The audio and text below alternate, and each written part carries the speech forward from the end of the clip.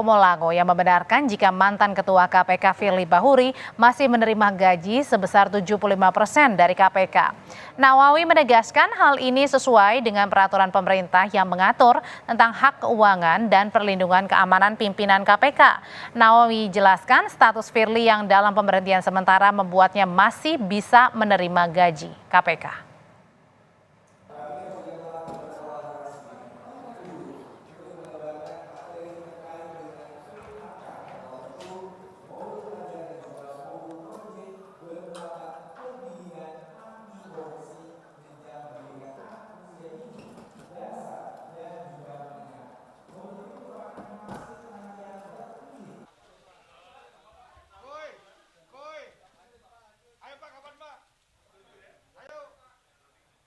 Ada hak-hak yang tertentu yang masih harus diinikan oleh lembaga kepada yang bersangkutan.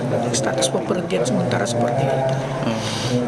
Berarti hanya pada beberapa hak-hak tertentu yang memang ditentukan oleh peraturan dimaksud gitu. Tapi pada hal-hal yang lain tidak lagi kita berikan. Gitu.